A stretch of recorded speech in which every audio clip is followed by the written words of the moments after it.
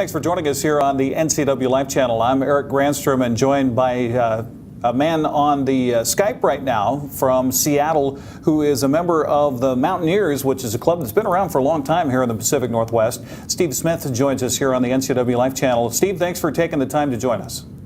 It's a pleasure to be here. Thank you.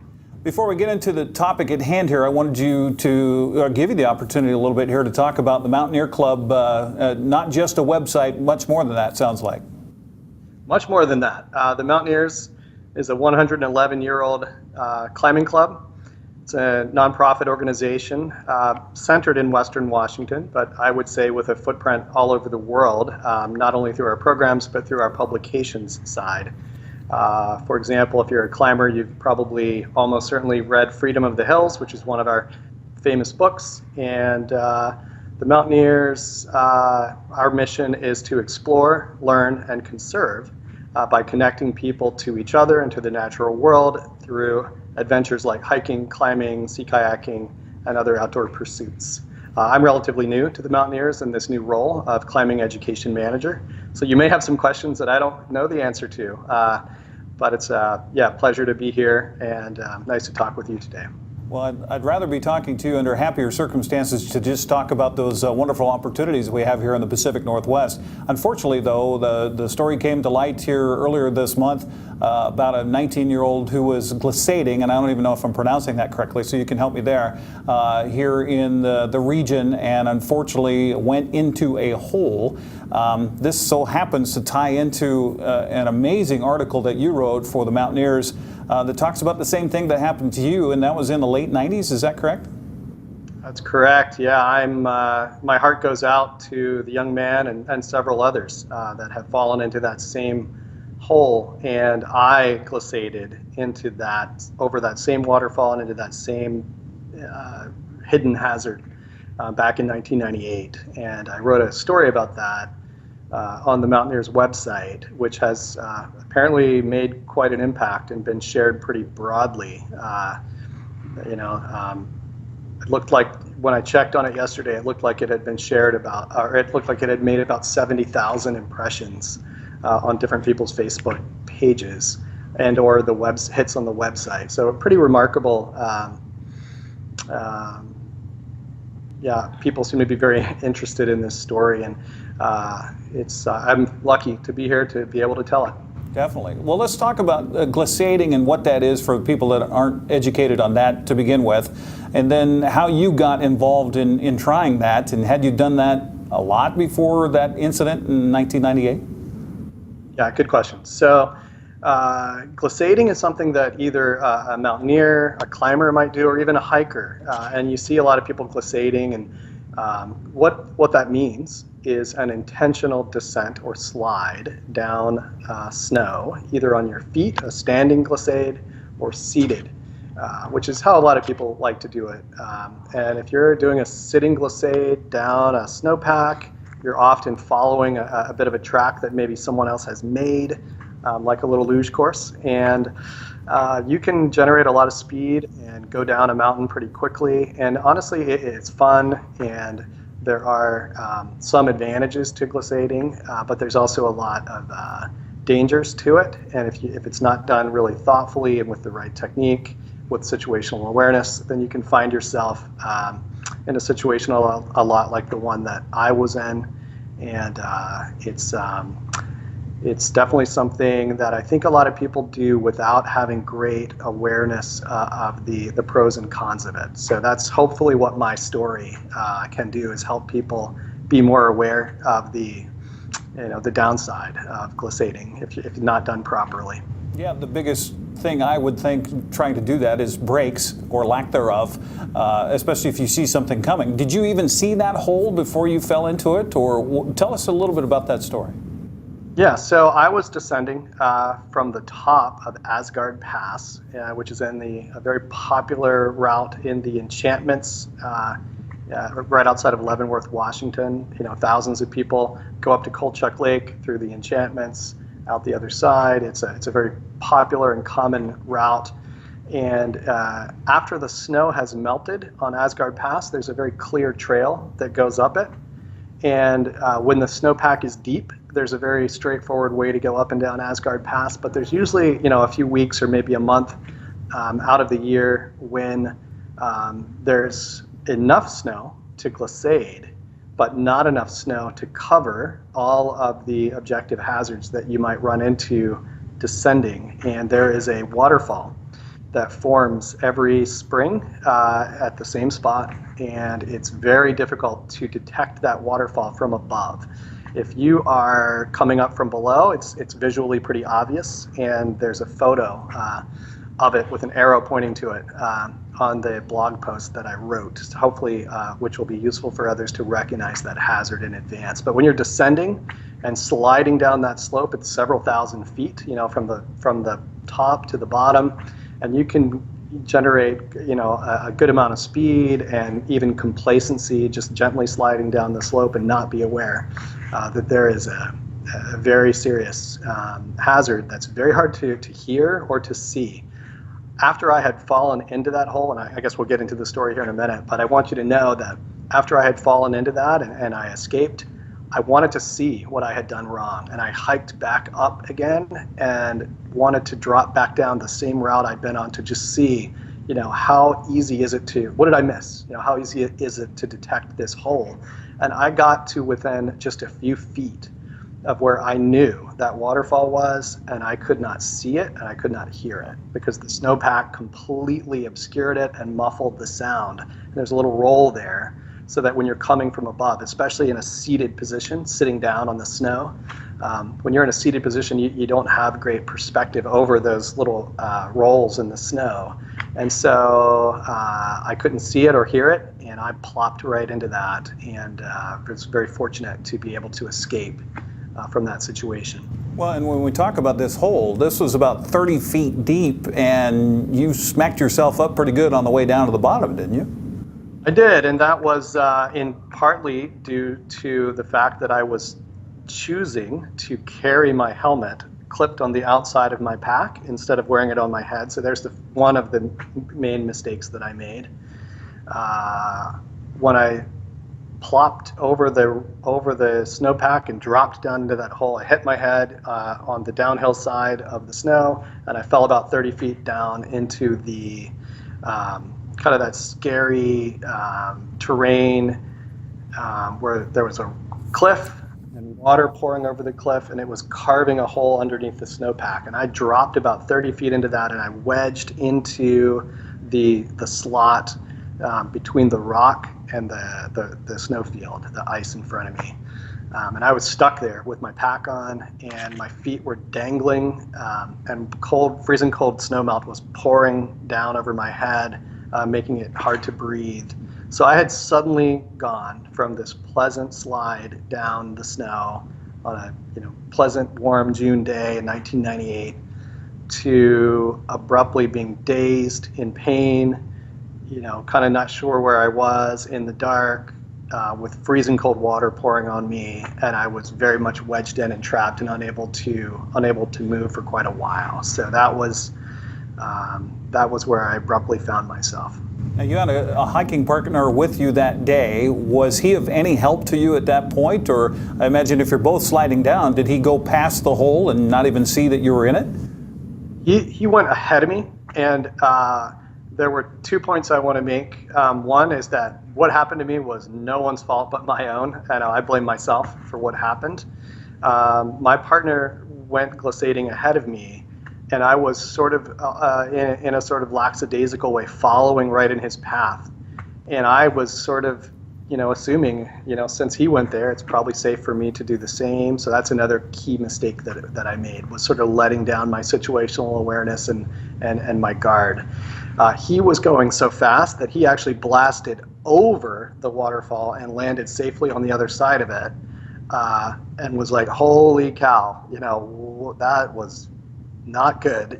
He was coming back up the hill to try to intervene and to keep me from going in, when I was glissading, ironically, more slowly and more cautiously. And because I didn't have the momentum and the speed that he had, instead of launching over the waterfall, I just plopped over it and went straight down into the hole that it was forming. So ironically, the caution that I was intuitively, utilizing there, it ironically served against me because I was going so slow that I just plopped into the waterfall. So you go from the brightness of the sunny day and the sunshine off of the glacial melt and the snow to suddenly you're in a dark hole, knocked nearly senseless, and I don't know how you didn't panic and just basically, okay, I'm done. Yeah, it is difficult to objectively estimate for you exactly the time frame because I hit my head and I was in this disorienting state, and it was not I can't exactly say that at the 2-minute mark I did this and at the 5-minute mark I did this, but I do know that as I began to become aware of where I was and what was happening, it was freezing cold snowmelt pouring over me. I couldn't breathe, so I had to put my head down like this, and water would pour over the back of my head and create a little air pocket right here so that I could get some breaths and try to twist around and look and see what was happening. And I realized that I was under the snowpack and that I had fallen into a hidden hole and that I needed to get out. And it was easier said than done. I had my pack on, and I had my waist belt clipped, and I had my sternum strap clipped. And the way I was wedged in, I couldn't even get my arms up to unclip myself. And I was also afraid to, because I could feel my feet sort of dangling. And I knew that I was wedged in this constriction between the snow in front of me and the rock behind me. And that if I took my pack off, there's a chance that I could feel, underneath me, I could feel that the waterfall was turning and just running along underneath the snowpack, and that if I went down into that water course, that I would perhaps go hundreds, of feet under the snowpack and would likely never be seen again. And so I needed to escape, and I needed to get out of the cold water, and I needed to breathe, but I was also afraid of putting myself into a worse situation. And so there was a period of indecision and trying to just assess the situation. And I became very cold, and I started to become very comfortable and relaxed and complacent. And I sort of felt myself just being at peace in the situation that I was in, and sort of resigning myself to, oh, this isn't really so bad. I can just hang out here. This is okay. And I had this moment where, unconsciously or whatever, psychologically happens in those survival situations, something told me very loudly and abruptly that you need to get out of this situation, and you need to do something right now, because if you don't take action, you're going to completely become hypothermic and never escape. So there was this sudden sense of urgency, and I was able to violently thrash, and first thing I was able to do is get one arm up to unclip my sternum strap. And when that happened, the whole pack and everything shifted, and I suddenly, both of my arms were free. And I was able to get out of my pack and move off to my left as I was facing down the slope. I moved off to the left, out of the main flow of the water. And I could really at that point regroup and see that, I had fallen 30 feet down this waterfall. Water was pouring over this rock wall. And I was in this little tube, little icy tube underneath the snowpack. And my options at that point were to try to climb back up the way I had come in. And that, to me, I could see light up there, and I knew that was the way I had come in. And I was afraid of going anywhere else at that point. So I wanted to try to climb back up the way I had fallen in. I went up I probably went up about 10 or 12 feet. I just had on hiking boots. I didn't have climbing gear, climbing shoes, or anything like that. So wearing my boots, soaking wet, mossy rock, water pouring down. I was able to climb up a little ways, but I was afraid that it was getting steeper and it was getting more mossy and difficult. And I was afraid that if I had fallen, I would go all the way, get sucked down underneath the snowpack and be gone forever. So I cautiously climbed back down to my little spot. I really felt bleak at that point, and I didn't seem to have some great options. But I did see where the the way that the water was flowing underneath the snowpack, it had carved out a few little tunnels, a few little openings in a few directions, and then I may as well explore, see what's there. And over a period of time, and I'm going to guess it was 15 minutes, I was able to follow. I abandoned my pack altogether, and I was able to follow one of those tubes underneath the snow, and using my hands, I just tunneled out, and I was able to pop out of the snowpack. I was probably 30 feet or more, away from the original hole that I had fallen into. So I'd gone a long way under the snowpack, and fortunately, was just able to dig my way back out again and flop up onto the snow. When I did that, I saw my partner up above me on the snow, screaming down into the hole that I had fallen into, and his back was to me. And he was right next to the waterfall, so he couldn't hear me. And I was down below him, just laying on the snow, and he was trying to see if I was okay or if I was alive, or he wasn't sure what to do, and he was trying to help me.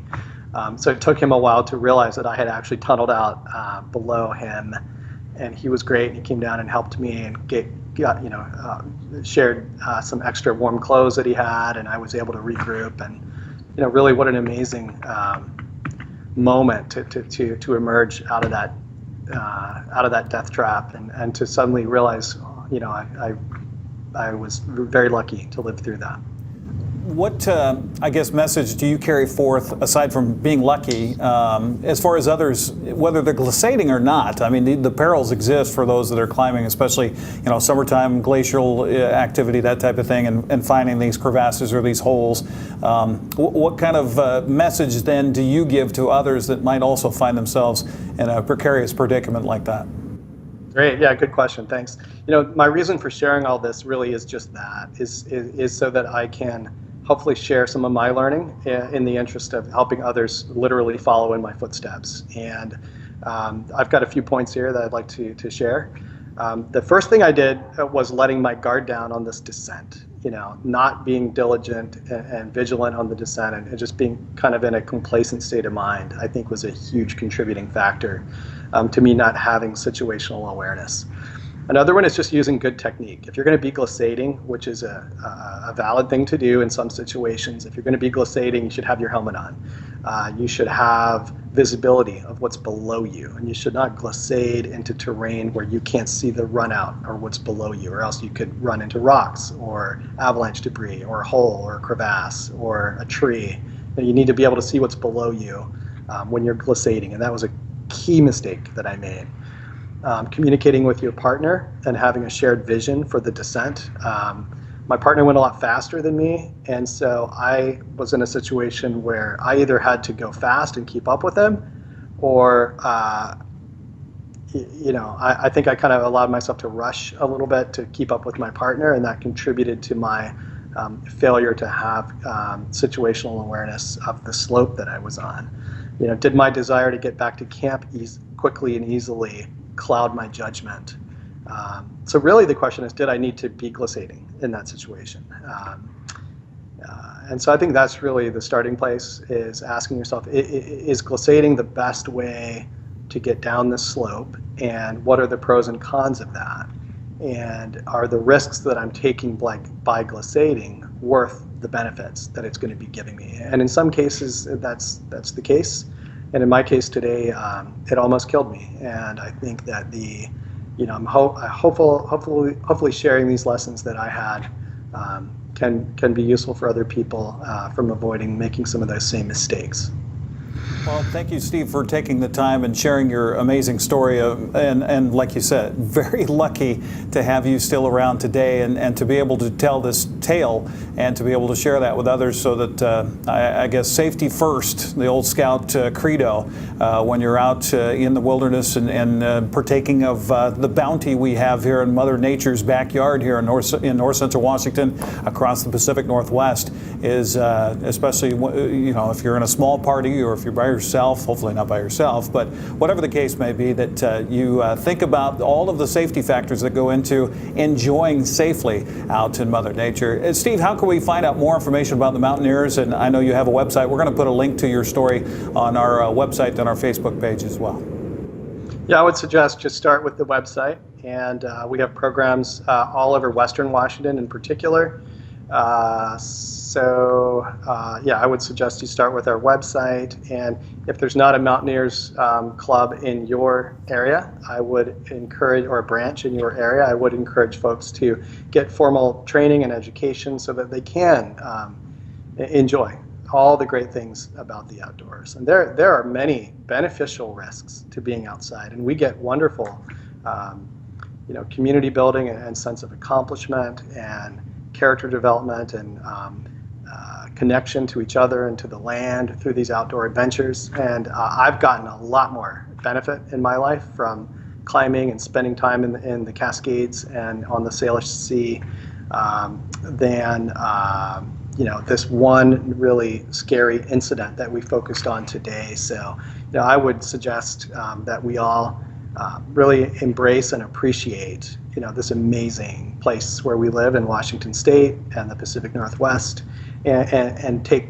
some precautions and do a better job with managing your personal safety than I did that day on Asgard Pass. Thank you.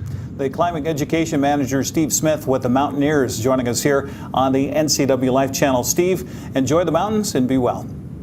Thank you so much. Have a good day.